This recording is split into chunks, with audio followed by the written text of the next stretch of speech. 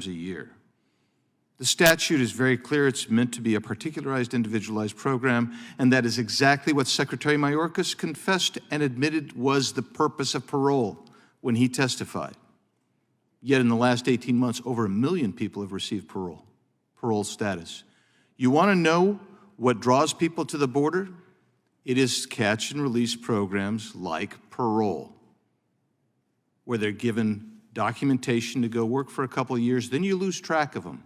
Because right now, as our witnesses testified, the actual court dates for your asylum claim are 9, 10, 12 years off.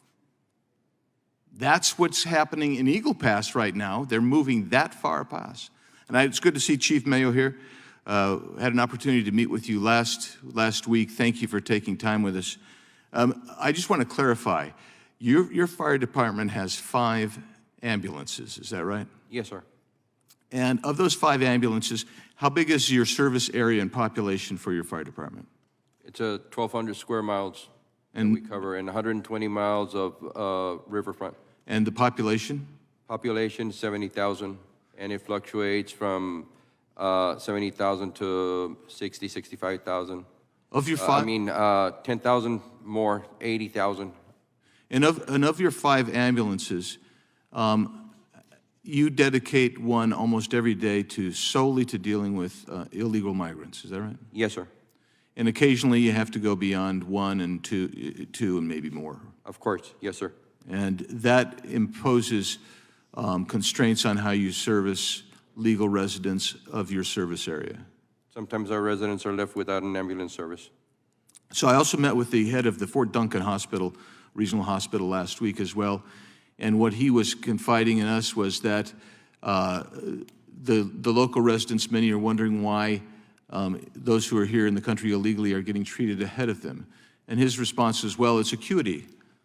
Of course it's acuity, but because those people are illegally in the country, they are displacing the local residents regardless of acuity, right? Is that fair to say?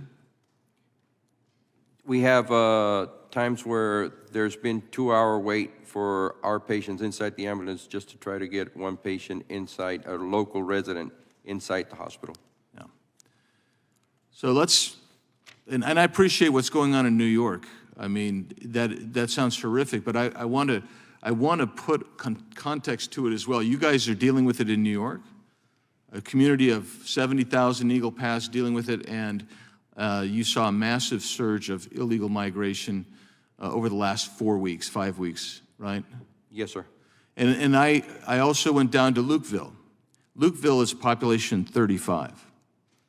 And in Lukeville, over the last 3 weeks, more than 30,000 illegal migrants entered. There is no services in Lukeville. Ajo, which is kind of where the CBP is centered there, they have no services. It's overwhelming. I stood there and watched gaps in the fence created by cartel coyotes who coming and cut the fence. The day I was there, they'd already repaired 6 different locations. We drove miles. There's no CBP even able to patrol. Why is that? They were all at the processing center where I visited and saw individuals from Guinea, Burkina Faso, Senegal, India, Pakistan. I am stunned. I am stunned when I hear people say, well, you know, there is no, effectively, we need to change the immigration system. You know what, Mr. Camarada, EMTALA, who gets EMTALA? Who can get EMTALA? Do you have to be a citizen? Does anybody ask if you're a citizen before you get EMTALA benefits when you go to the hospital? No, obviously, if it's emergency care, anyone immediately gets benefits. And it's not just emergency care anymore. The ED is now used as a general and primary physician. You go in because you have the flu. You don't go to your doctor because these individuals don't have doctors.